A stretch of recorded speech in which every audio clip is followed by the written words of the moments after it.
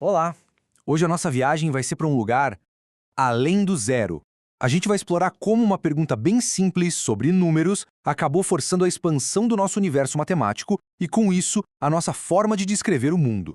Sabe, a nossa jornada começa lá atrás, com os primeiros números que a gente aprende. 1, 2, 3 serve para contar qualquer coisa. Por muito tempo, parecia que esses números eram tudo que a gente precisava, né?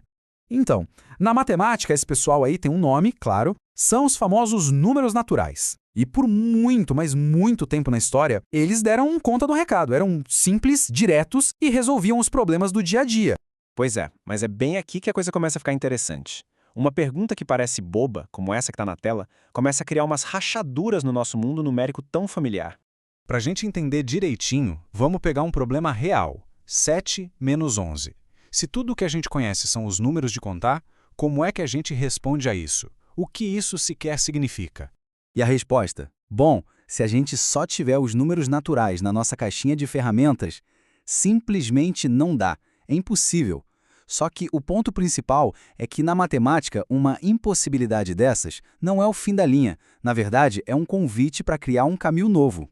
E foi justamente a necessidade de resolver problemas como esse que levou a uma das maiores viradas de chave da matemática, a invenção, ou quem sabe a descoberta, de um novo tipo de número.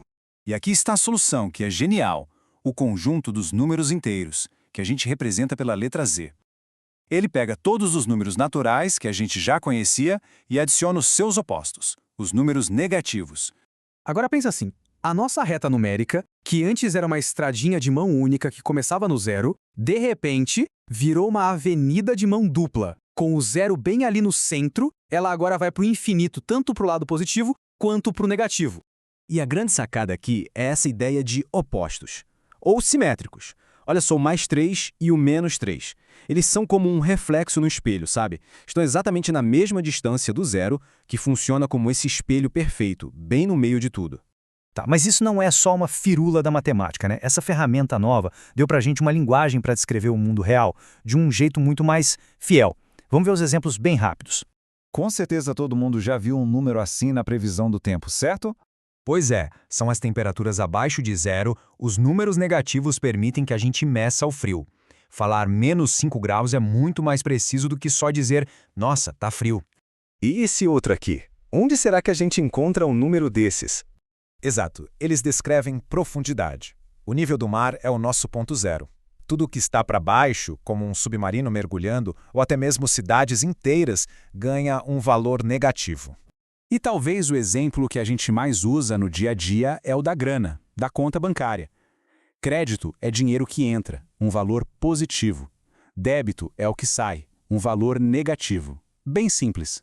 E olha só esse extrato da Beatriz, ele mostra isso na prática, direitinho, o dinheiro entrando e saindo. Ela começa com um saldo de 800, entra um depósito de 300 e depois sai uma retirada de 500.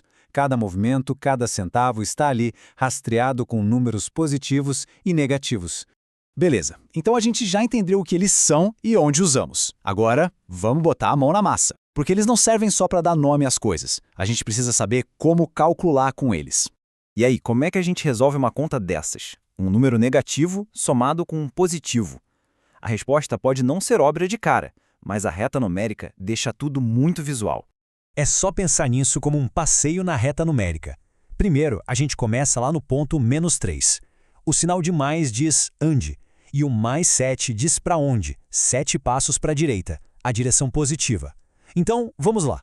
1, 2, 3, 7 passos. Onde a gente parou? Exatamente, no mais 4. E pronto. Tá resolvido. Simples assim. Esse é o poder dos números inteiros. Eles pegam uma operação que parece abstrata e transformam num movimento, numa caminhada que a gente consegue ver e entender. Chegando ao final desta análise, a gente precisa se perguntar, tá, mas por que tudo isso importa? Por que essa mudança dos naturais para os inteiros foi tão revolucionário?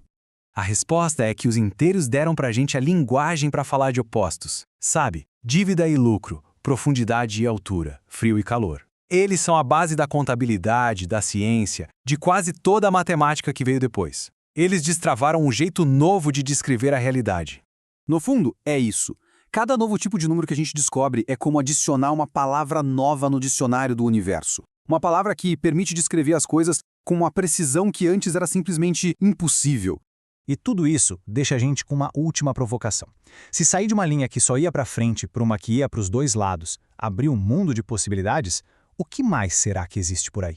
Porque com certeza a matemática não parou nos números inteiros. A grande questão é, qual será o próximo passo nessa jornada?